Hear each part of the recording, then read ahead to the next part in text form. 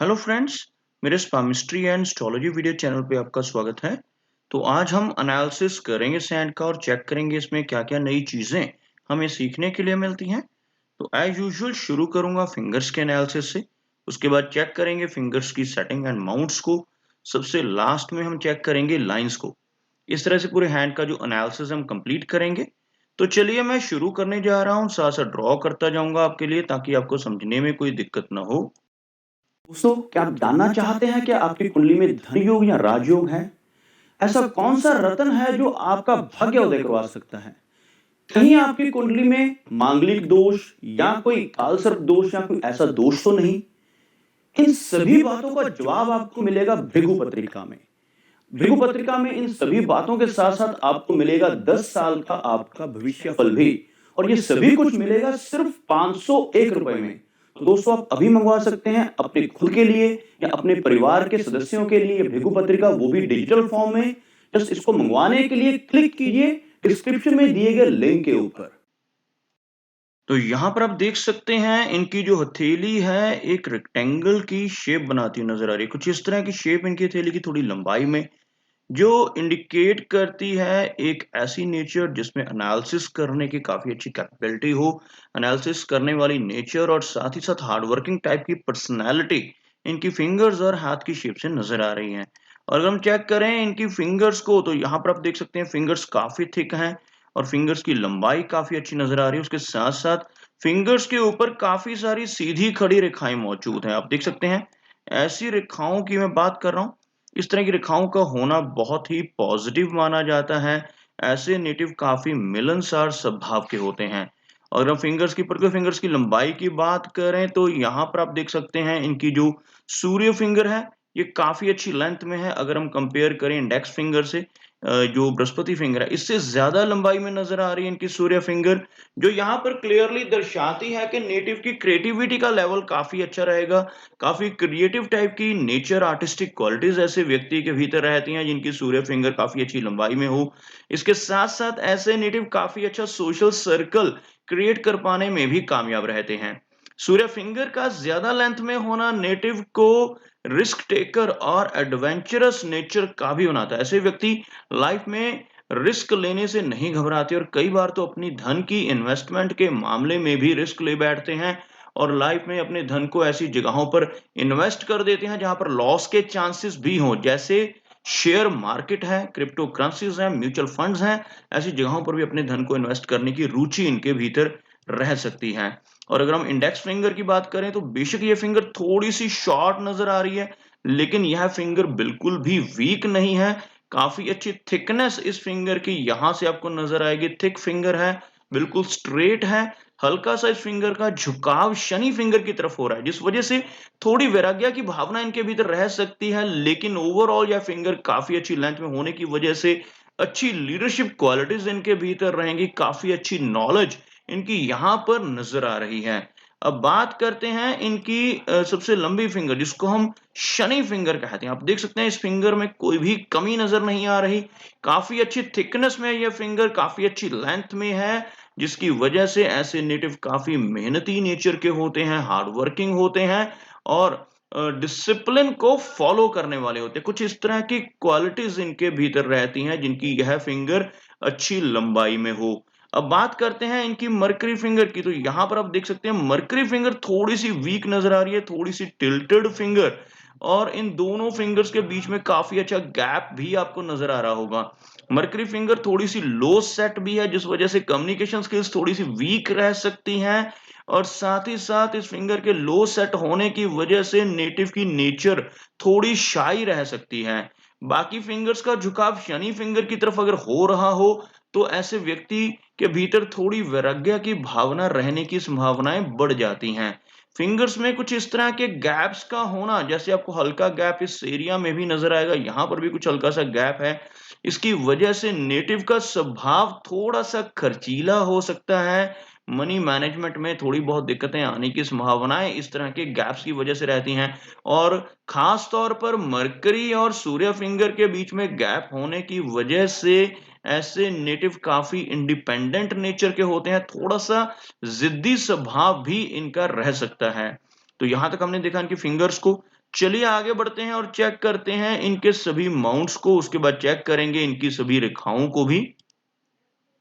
तो यहाँ पर आप देख सकते हैं, अगर मैं एक लाइन यहाँ पर सीधी ड्रॉ करता हूँ, तो कुछ इस तरह की एक रेखा बन रही है, जिसमें आप देख सकते हैं इनका सूर्य माउंट और इनका शनि माउंट काफ़ी हाई सेट नज़र आ रहा है, और ये जो माउंट है हल्का-सा यहाँ पर लो सेट होता हुआ, जिसको हम मर्करी माउंट कहते हैं। मर्करी माउंट का लो सेट होना इंडिकेट करता है कि नेटिव थोड़ा-सा शाई नेचर का रह सकता है, थोड़ा-सा शर्मीला स्वभाव हो सकता है, लेकिन ओवरऑल इनके शनि और सूर्य माउंट काफ़ी अच्छे हैं, और इवन इनका बृहस्पति माउंट भी यहाँ पर हल्का-सा लो सेट होता हुआ, जिसकी वजह से फैमिली की तरफ से मिलने वाले सुखों में थोड़ी-सी कमी आने की संभावनाएँ रहती हैं। अगर हम बात करते हैं इनके मरकरी माउंट की ही, तो आप यहाँ पर देख सकते हैं एक अच्छी मरकरी रेखा इनके हाथ में मौजूद है। बेशक यहाँ से यह माउंट लो सेट है और स्पेस इस माउंट को थोड़ी कम मिल पा रही है, लेकिन बिज़नेस एक्युमेन इनका अच्छा रहेगा, क्योंकि एक लंबी मरकरी रेखा इनके हाथ में मौजूद है। और अगर हम बात करें मनी ट्रायंगल की, तो यहाँ पर मनी ट्रायंगल के लिए काफ़ी हद तक रेखाएँ स्ट्रॉन्ग हैं। जैसे आप इस रेखा को देख सकते हैं, यह रेखा कहलाती है भाग्य रेखा, और यह रेखा कहलाती है माइंड लाइन, और यह जो तीसरी रेखा है जिसको हम स्पेसिफिकली चेक करते हैं मनी ट्रायंगल की फॉर्मेशन के लिए, यहाँ से हल्की सी ओवरलैप है, लेकिन यह रेखा भी कंप्लीटली यहाँ तक पहुँच रही है। यहाँ से थोड़ा-सा मनी ट्रायंगल खुला हुआ नज़र आ रहा है, जिसकी वजह से थोड़ा-सा खर्चा अधिक हो सकता है, लेकिन फिर भी एक अच्छा मनी ट्रायंगल यहाँ बन रहा है, जिसकी वजह से धन की कमी लाइफ में नहीं होगी। धीरे-धीरे कर कर काफ़ी अच्छा धन यह अपने पास एक्युमुलेट कर पाएँगे। बात करते हैं इनके सूर्य माउंट की, तो यहाँ पर आप देख सकते हैं सूर्य माउंट का जो एरिया है यहाँ पर बिल्कुल फ्लैट है। एक लंबी सूर्य रेखा का यहाँ पर अभाव है। आपको बताना चाहूँगा लंबी सूर्य रेखा किस तरह से होती है। अगर किसी व्यक्ति के हाथ में ऐसी एक सीधी रेखा यहाँ तक पहुँच रही हो, इसको हम स्ट्रॉन्ग सूर्य रेखा कह सकते हैं। ऐसी रेखा अगर किसी व्यक्ति के हाथ में हो, तो ऐसा व्यक्ति छोटी एज से ही फेमस होना शुरू हो जाता है। यहाँ पर आप देख सकते हैं सूर्य रेखा मौजूद है, लेकिन किस तरह से, जो यह रेखाएँ हैं, एक से ज़्यादा रेखाएँ हैं, मल्टीटास्किंग पर्सनैलिटी इनकी रहेगी, एक से ज़्यादा तरह की कैपेबिलिटीज़ और क्वालिटीज़ इनके भीतर रहेंगी। लेकिन बहुत ज़्यादा फेम मिलने की जो संभावना है वो लेटर एज में रहेंगी, क्योंकि ये रेखाएँ हार्ट लाइन के बिल्कुल ऊपर हैं। हार्ट लाइन के ऊपर अगर ये रेखाएँ हों, तो नेटिव को आगे की एज में चलकर इनका लाभ हो पाता है।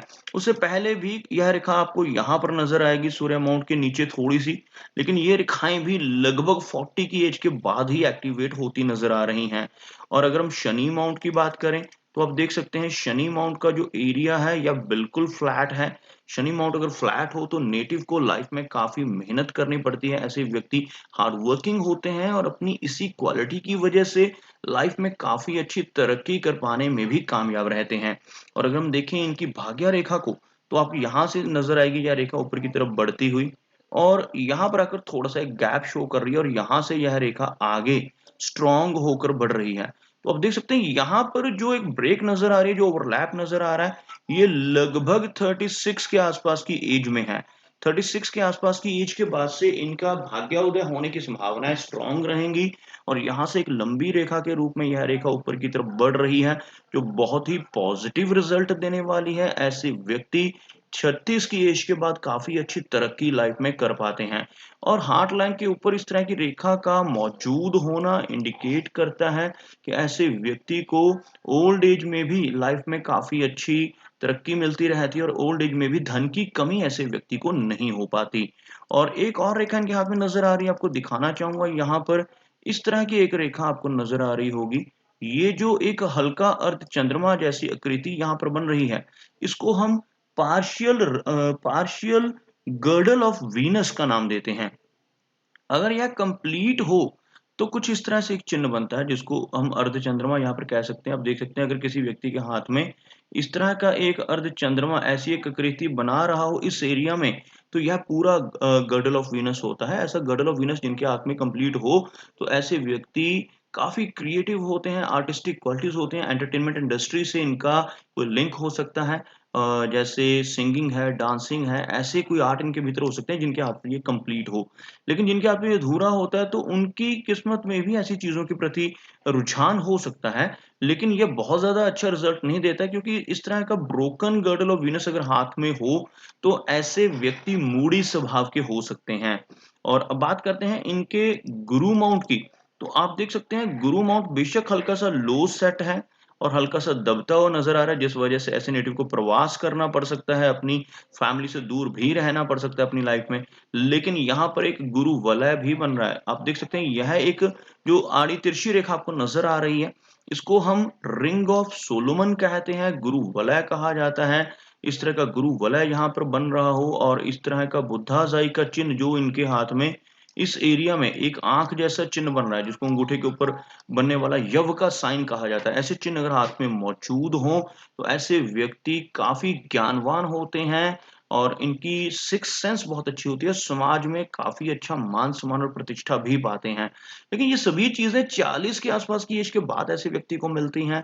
40 प्लस की एज में बहुत अच्छा मान-सम्मान सोसाइटी में मिलने की संभावनाएँ बढ़ा देते हैं ऐसे चिन्ह और ऐसे व्यक्ति बहुत ही नॉलेजेबल होते हैं।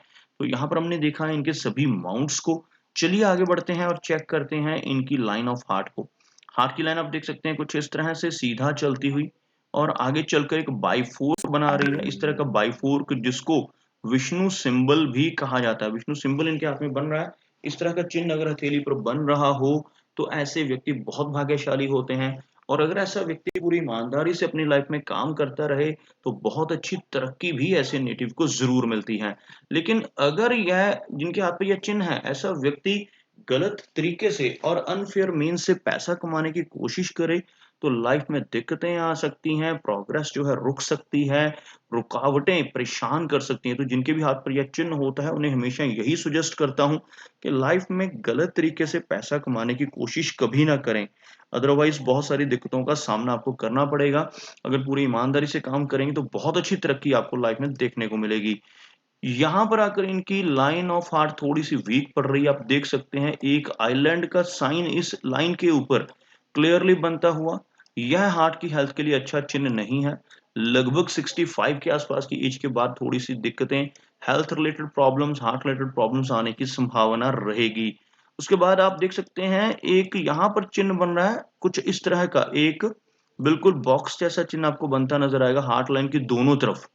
इस तरह का चिन्ह अगर हार्ट लाइन के ऊपर बन रहा हो, इसको प्रॉपर्टी एक्विजिशन का चिन्ह कहा जाता है और जिनकी भी हथेली के ऊपर ऐसा प्रॉपर्टी एक्विजिशन का चिन्ह बनता है, ऐसे व्यक्ति अपनी लाइफ में काफ़ी अच्छी प्रॉपर्टी बना पाने में भी कामयाब रहते हैं। बहुत ही लकी इस चिन्ह को माना जाता है, जिनकी हथेली पर यह चिन्ह हो, ऐसे व्यक्ति धीरे-धीरे कर कर बहुत सारा धन भी कमाते हैं और बहुत सारी प्रॉपर्टी अपनी लाइफ में बना पाते हैं। तो यह बहुत ही अच्छा चिन्ह, बहुत ही लकी चिन्ह के तौर पर इसको प्रॉपर्टी एक्विजिशन के चिन्ह को देखा जाता है। अब बात करते हैं इनकी लाइन ऑफ माइंड की। माइंड की लाइन की अगर हम बात करें, आप देख सकते हैं थोड़ा-सा यह रेखा नीचे की तरफ झुकती हुई नज़र आ रही है। और एक ब्रांच यहाँ से इस तरह से ऊपर की तरफ उठती हुई, जो व्यक्ति के बिज़नेस एक्यूमेन को स्ट्रॉन्ग करती है, इस तरह की ब्रांच और इस रेखा का झुकना ओवर इमेजिनेशन को इंडिकेट करता है। ऐसे व्यक्ति की इमेजिनेशंस काफ़ी ज़्यादा हो सकती हैं। और अगर देखा जाए इनकी लाइन ऑफ लाइफ को, काफ़ी अच्छी लेंथ में लाइफ की लाइन है, लेकिन आगे चलकर थोड़ी-सी वीक हो रही है, जो इंडिकेट करती है कि लेटर एज में चलकर हेल्थ रिलेटेड इश्यूज़ का सामना इनको करना पड़ेगा क्योंकि यह जो रेखा है, यहाँ तक तो बहुत अच्छी है, उसके बाद की आप रेखा को देखोगे, थोड़ी-सी कमज़ोर हो रही है यह रेखा, थोड़ी-सी वीक पड़ रही है। लेकिन यह रेखा अगर आगे देखोगे तो इसमें से एक ब्रांच बाहर की तरफ निकलती हुई, इस तरह की रेखा लगभग 75 के आसपास की एज को इंडिकेट करती है और यह जो बाहर की तरफ ब्रांच चल रही है, इसकी वजह से ऐसे व्यक्ति लंबी दूरी की यात्राएँ भी लाइफ़ में कई बार करते हैं। और अगर देखा जाए, इनके हाथ में बनने वाली इनकी लाइफ़लाइन के साथ-साथ मंगल रेखाएँ मौजूद हैं। जो यहाँ पर प्रॉपर्टी के लिए बहुत अच्छी होती हैं, ऐसे व्यक्ति अपनी लाइफ में काफ़ी अच्छी प्रॉपर्टी बना पाने में कामयाब रहते हैं। लेकिन साथ-साथ इन रेखाओं के होने की वजह से नेटिव के भीतर थोड़ा एग्रेशन भी ज़्यादा रहता है।